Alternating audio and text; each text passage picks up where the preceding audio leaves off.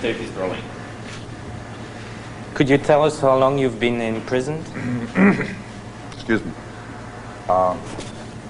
This month is 18 years that I've actually been in prison. What were you convicted of? 8 counts of first-degree murder.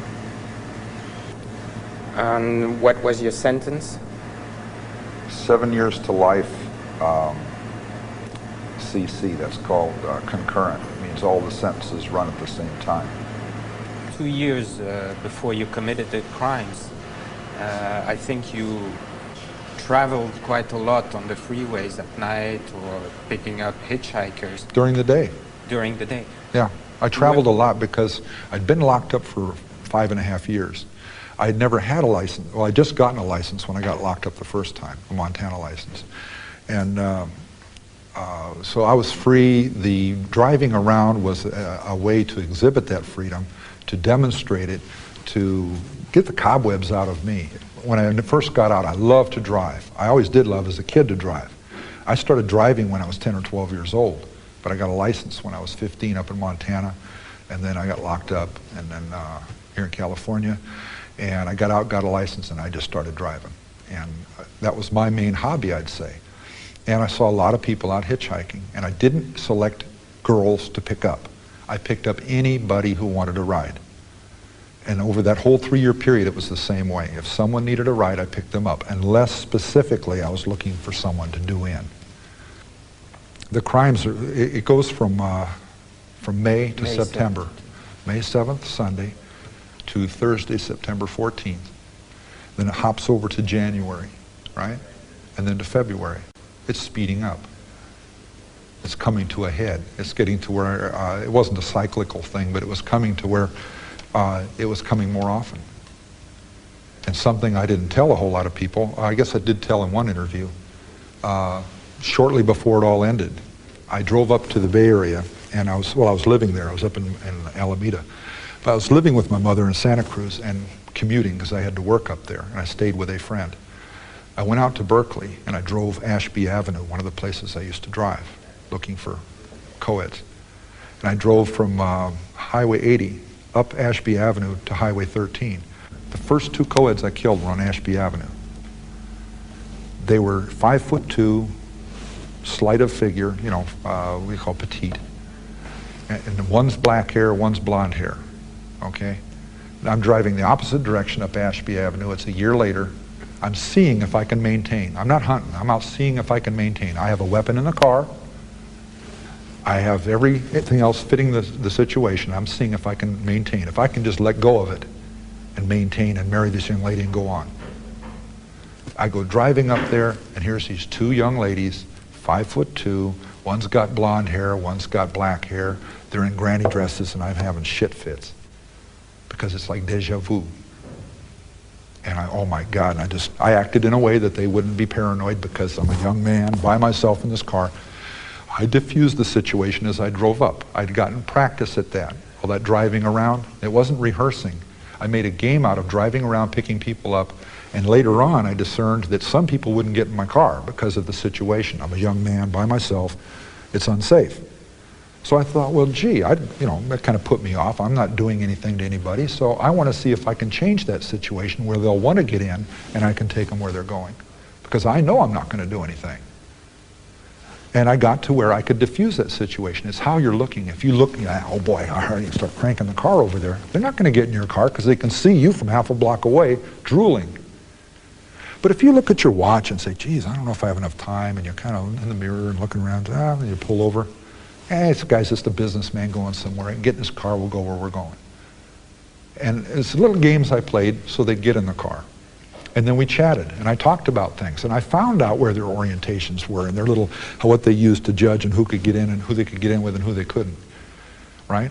In that sense, it's been interpreted as what do you call it, rehearsing. It's not true. It's like playing chess and then turning it into something ugly. I played chess casually. I played chess more and more thoroughly till I got very good at it, which was picking up people, to where I could make you a bet. I can pick up those 2 ladies, and they'd say, oh man, you're crazy. Those are 2 very crafty young ladies who won't get in a car with a young man by himself, et cetera, et cetera. And I'd win the bet because I knew how to diffuse the situation. even if they asked, where are you headed, right? And they had a sign saying where they're going, but they'd ask, or even if they didn't, they'd say, where are you headed? And I had ways of developing it to where they wouldn't get suspicious. But I didn't mean I was going to kill them. It meant I was playing a game. And then later, when I started killing people, I used that against them. But initially, it was just a hobby, it was a habit. It was trying to fill in the blanks of 5.5 years of not being in society. I missed that flower child generation. I missed the entry into Vietnam, all that stuff. And all these kids are like aliens to me. Yeah, I say kids. I missed 16, 17, 18, 19, 20, 21. I'm supposed to be associating with people in their adult years, but I missed a big chunk, so I'm out there trying to fill in the gaps. Find out why these kids are the way they are now, because they were totally different from the kids that I was when I was that age, totally different. And I'm trying to fill the gaps in, and then later I changed that to something ugly. And why? My mother works at the university. My mother won't introduce me to any young ladies at the university because I'm like my father, and I don't deserve to know any of those young ladies. So here she is holding these little girls up there as too good for me. Very special. If anything, I was destroying icons. I was hurting her without her even knowing it. Again, it's that picayune, little petty, ineffectual, I'm getting back at you, but I don't have the heart to tell you what I'm doing. See? Why would I admit those things on a camera? That's embarrassing. It's humiliating. And how would you select your victims? Were they... I didn't select them. It was random. And it was also the development of the passion. If I was drove, they died. Like the last two victims. I was so pissed I'd have killed anybody that got in a car. You said you had a lot of sympathy and empathy towards Marianne Péché when you talked to her. But isn't that strange to say that after you had killed her in such a brutal fashion? There was a draw. There was a draw to the young lady. It was haunting. I'm not saying I had compassion toward her when I talked to her. I tried to remember what we talked about. In fact, I think what I said about her is that she epitomized what really drove me. She was a haughty young lady. She's kind of stuck up, distant. I look back on it and I see a girl that was not beautiful, she was not plain, she was somewhere in between, and she was caught up in that beauty thing, like kids in the valley are, okay? Valley girls, trying to make something of themselves and exploit little attributes they have and to downplay other ones. And she was playing a little Miss Distant with me. And her friend was very open and her roommate was very open and very country girl talking and stuff. And it's sad because Marianne was the expert at hitchhiking. She had been half her life in Europe. She'd hitchhiked around Europe. She'd done it in the United States. She was good at it. She didn't want to get in the car. The other girl, Anita Lucchesa, wasn't a hitchhiker. She'd been raised by her family, don't do things like that, that's totally out of line, and her friend talked her into it. And once she got into it and she saw how much fun it was and they meet the different people and they talk with people, that by the time they're leaving Berkeley, right, it's all about who gets the front seat and who gets the back seat. So she opened the door and asked where I was headed. I mean, it says Stanford right on the sign they were holding up. And I said, I'm going to Palo Alto, I can drop you off. Oh, great. And she jumps in, grabs her stuff, jumps in, opens the back seat up for her friend, who's standing there looking at me long and serious about whether or not, because I could tell at the time, she knows better than to get in. Single adult, it's a coupe instead of a four-door car, so she cannot get out other than through the front seat. So that's all the warning signs of not getting in with a single, in that kind of a situation. All of the things were wrong about it. But when I drove up, I pulled that little stunt of looking at my watch. Do I have time to pick them up? And you wouldn't believe how much effect that kind of thing has. And when she kept staring at me and looking for something wrong in my eyes, I gave this look back like, I don't understand. Why are you looking at me like this? I gave her that back, and she says, oh, this guy's a dork. He's innocent as hell. She gets in. Okay. We're driving along, and I'm looking at this young lady in the rearview mirror. And I look back at it years later, and I'm saying, she kept looking me back, too, right in the eyeballs. I'm wearing dark glasses, but they're not totally dark. And I'm realizing now that she could see me looking at her, and she was looking right back at me. And instead of saying something to me like, what are you looking at? Or, hey, maybe you ought to drop us off or something like that, she just kept looking back at me. And I'm looking at her, and she keeps looking at me. And I'm thinking she's playing this little game. It's not really teasing. so to speak. It's just this little psychological game back and forth that men and women do sometimes. The young girl in the front, Anita, was at one point in the driving, and I'm sure they were doing little looks at each other and little comments that I didn't pick up because I'm driving and looking for places to go. That somewhere in that communication, she gave me this sexy little look, you know, like, oh boy, you know, you're a pretty good-looking guy, you know, da-da-da. And I smiled back at her, but not this hungry, oh yeah, I like to get down with you kind of thing. It was just I smiled back at her, and I saw it for what it was. It's an 18-year-old girl that's feeling her oats. She's not doing anything wrong. It's sad and it's real pathetic, but some of this stuff was, I was getting real caught up in this girl in the back seat. You know, I was, she was, you know, to me, at that point, she was really beautiful. She had the most incredible blue eyes, right? She had this really shiny black hair that was turning me on. And I was getting drove because I just kept playing this game of picking people up, and I had plugged in those fantasies of killing people. And, you know, the titillating little fantasies, and I says, geez, I keep walking away from that. And I put myself down as being weak for not being able to do something about that. Right? So I kept driving and driving on myself saying, I got to do something. I got to do something about this.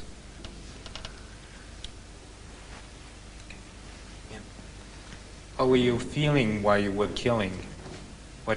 Well, you said especially the first two, which were very messy. It was a shock that first time. That horrified me. I did everything stupid, everything wrong, if I were trying to get away with it. It was just really, really dumb. The knife I fell back on, that was a fallback position. I was trying to smother her. That didn't work. And she was struggling against that and arguing with me about it. And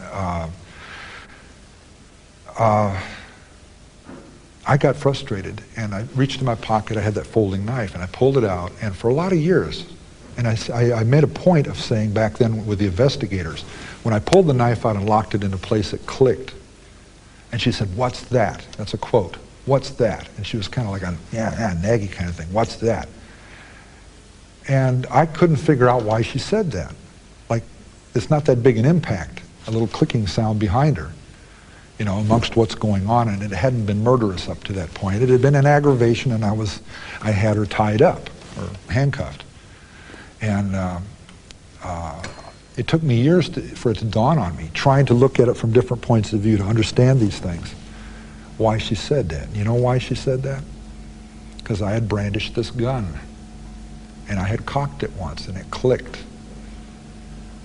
So in her mind, very possibly, I had pulled the gun out and was going to shoot her.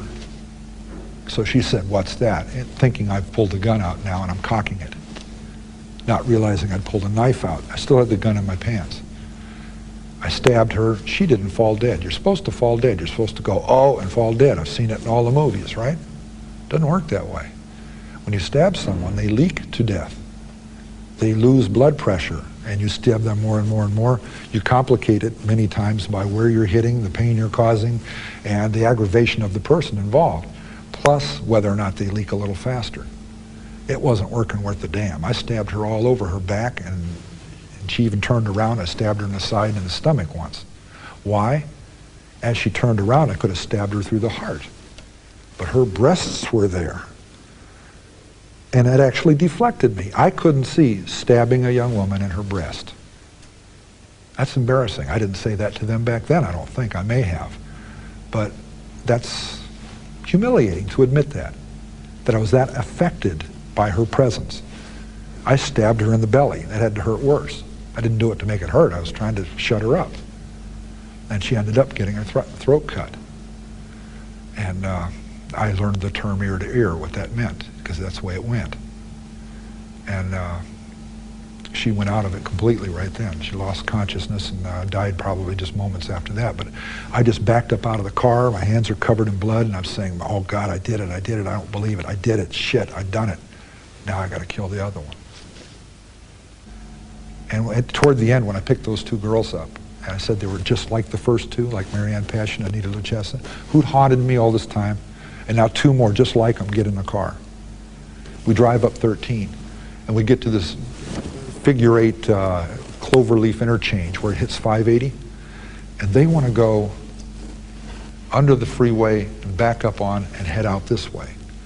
And out that way, I happen to know just a couple of miles down the road is Palomares Drive, where I took Anita Luchessa and Marianne Pesh and killed them.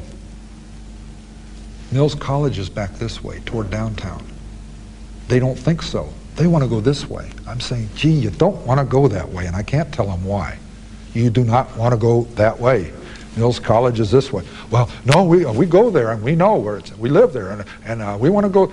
And as we're approaching this interchange, I'm saying, no, we need to go in the right lane, get up on the freeway and go downtown. You want to get in the left lane, go under, cross up, and that's going to be another step closer to you dying. Because even if I don't go all the way out to Palomares Road, up 580, if I stop where it starts to go out in the country, and I get back on the freeway, that's where I used to work on the highways. That's one of the places where it's a cul-de-sac. You drive down there, it's a very quiet street, comes down up onto the freeway very sharply, and they're dead. If these urges take over. And if I go that way, it's not encouraging me to stop. It's testing beyond where I want to test. We've already gone beyond that by them getting in the car because, geez, it's just like those first two. I was actually scared to death. I was going to kill them. And by that point, I had killed all of the co-eds. It was 2 months after the last two. And I'm seeing if I can pull out of it, like drinking or something, or smoking. And at the point where we're bickering, if they'd started shrieking or banging on the windows, I'm busted. They're going to pull me over, someone's going to call a cop or something, and they're going to get me and probably bust me on these other cases on a fluke, and I'm trying to save their lives. I don't want them going that way because I know Mills College is this other way. They get scared shitless. And, oh my God, we shouldn't have gotten this guy's car, and they're getting all puckered up, and I said, just bear with me, be patient. If I'm wrong, we'll get on the turnoff, we'll go right back around, we'll take you out your way. But I know it's the next turnoff or the one past it this way, downtown. Trust me, please. And they're sitting like this, and they quit talking to me, and they're looking straight ahead. And I'm saying, oh, shit. Guns under the seat, it's all just, whoa. I get up on the freeway, 2 turnoffs, Mills College. In fact, the next one said Mills College, next exit, But they're not relaxing or nothing. I had refused to take them the way they wanted to go and pushed it the other way. That's what scared them. But they didn't know the irony of it was if I'd have gone along their way, I'd have probably said, yeah, well, I'll just follow on through and oops, we'll do it one more time. How do you oops human lives? I don't know those 2 young ladies, and I don't know where they are today, and I don't know that they remember that little incident. But when I drove them to Mills College, inside of Mills College, to their college entrance, right to the building, to the dormitory, and they got out of that car and flew up those stairs. Never even looked back. I'll bet they quit hitchhiking quite so casually after that. But you know what? I don't think they know to this day how close that came. And the irony of it is, just to shut them up and not have them freak out, I could have gone the other way. But by that time, then we're going back up that groove of what I had done already and what I was familiar with. See what I'm saying? And that day, I knew I could not stop doing it. I knew I had no control over it. I had just minimal controls. But mainly, I could not stop it. It was going to happen again. And between that weekend day, it was a Saturday or a Sunday, I think it was a Sunday, between that Sunday and the next Saturday, all that week I was working, I built an image in my head, my mother's going to die. I'm going to kill her, and I am going to go to it with the police, and we're going to hold court in the street, and they're going to pound me in the ground, and they can fill in the blanks because I don't want to be around to explain it. All that week, it was a conviction that just got deeper and deeper in me. I got more and more morose. I got less and less talkative at work. I got more somber about what I was doing because almost every minute of every day, I knew that's what that next weekend held. That was Easter weekend, right? Worked half a day Friday, went back to Santa Cruz Friday afternoon, was drinking Friday night, fell asleep before my mother came home, woke up after she came home. And the last words we had were an argument, right? I walked into her bedroom to chat with her.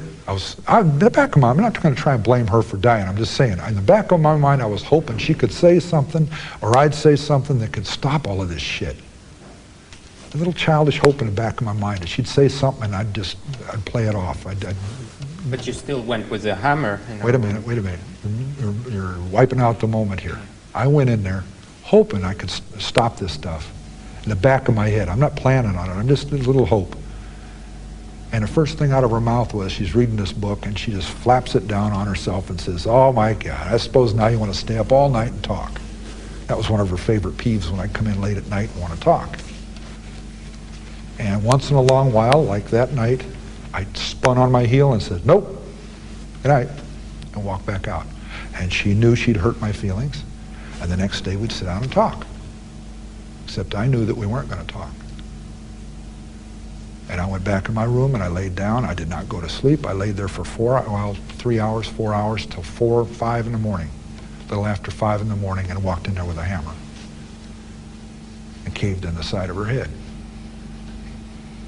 and cut her throat.